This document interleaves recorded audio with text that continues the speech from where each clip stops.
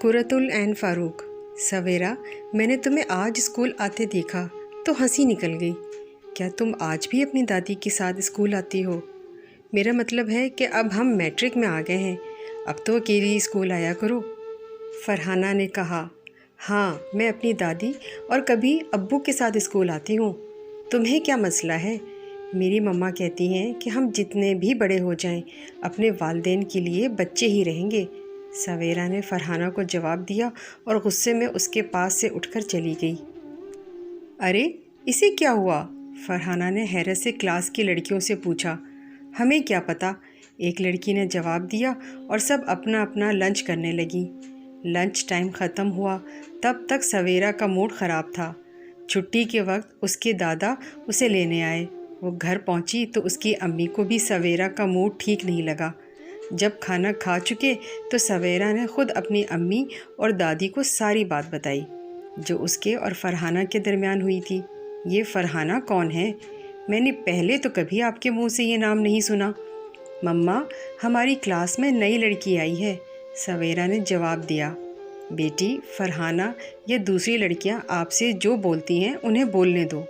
ہمیں آپ عزیز ہیں، ہم آپ کو اکیلے کہیں نہیں جانے دے سکتے۔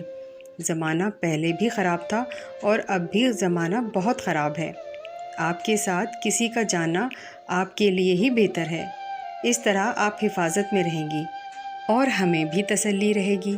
سویرا کی دادی نے کہا، بیٹی دادی جان ٹھیک کہہ رہی ہیں، بچے والدین کو بہت عزیز ہوتے ہیں، اور جو لڑکی آپ سے اس طرح کہہ رہی ہے آپ اسے سمجھائیں کہ کسی بڑے کے ساتھ اسکول آنے میں کوئی برائی نہیں بلکہ بھلائی ہے۔ جی دادی جان، اور مما فرحانہ یا کسی بھی لڑکی نے آئندہ ایسی کوئی بات کہی تو میں اسے یہی جواب دوں گی، سویرا نے کہا۔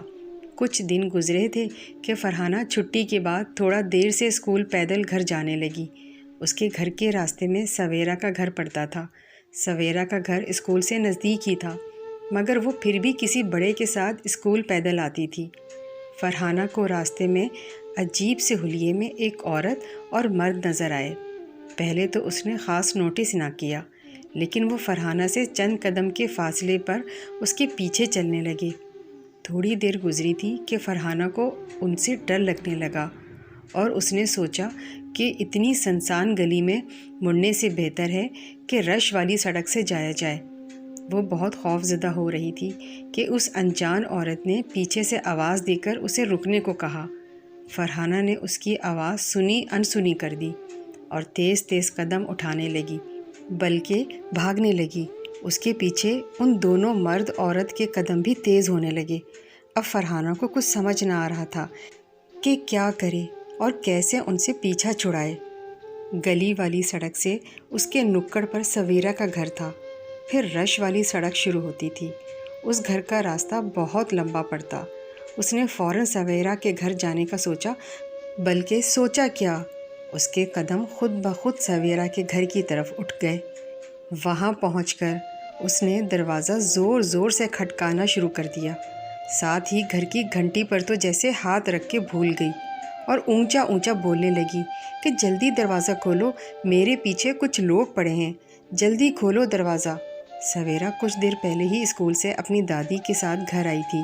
اس کے گھر والے اچانک اس طرف سے دروازہ پیٹنے اور گھنٹی کی آواز سے گھبرا کر دروازے کی طرف بھاگے اور دروازے کے قریب پہنچ کر فرحانہ کی آوازوں سے اور پریشان ہو گئے اور جھٹ دروازہ کھول دیا۔ دوسری طرف وہ مشکوک مرد اور عورت فرحانہ کو اس طرح دروازہ بجاتے دیکھ کر بھاگ گئے۔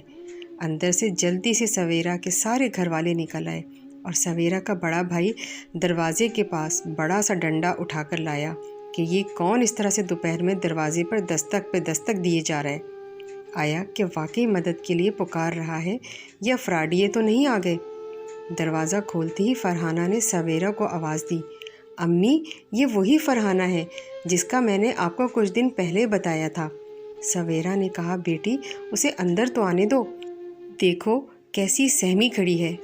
اندر آ کر فرحانہ سویرا کی امی کے گلے لگ کر رونے لگی اور جو ابھی اس کے ساتھ واقعہ پیش آیا تھا وہ سب کو بتایا۔ وہ سویرا سے بہت شرمندہ ہو رہی تھی کہ کچھ دن پہلے اس نے کیسے سویرا کا کسی بڑے کے ساتھ اسکول آنے پر مذاق بنایا تھا۔ چلو بیٹی، میں تمہیں تمہارے گھر چھوڑ کر آتی ہوں، تمہارے گھر والے انتظار کرتے ہوں گے۔ سویرا کی دادی نے کہا، میں بھی ساتھ چلتی ہوں۔ سویرا کی امی نے کہا، اور پھر دونوں نے اس کے گھر والوں کو سمجھایا کہ اپنے بچوں کو ایسے اکیلے نہیں جانے دیا کریں، بلکہ بلا وجہ گھر سے نہ نکلنے دیں۔ چاہے کسی دوست یا رشتہ دار یا گھر یا قریبی دکان پر بچوں کو جانا ہو تو ان کے ساتھ کسی نہ کسی بڑے کا ہونا ضروری ہے۔ اگر گھر میں 2-3 بہن بھائی ہیں اور کہیں ضروری جانا ہو تو مل کر جائیں۔ سویرا کی امی اور دادی کی باتیں سن کر فرحانہ نے توبہ کی کہ آئندہ وہ کسی کا بھی بلا وجہ مذاق نہیں اڑائے گی اور کبھی کسی کو الٹا سیدھا مشورہ نہیں دے گی۔ اگر آپ اس طرح کی ویڈیوز روزانہ دیکھنا چاہتے ہیں تو ہمارے چینل کو سبسکرائب کریں، لائک کریں اور بیل آئیکن کو آل کلک کریں۔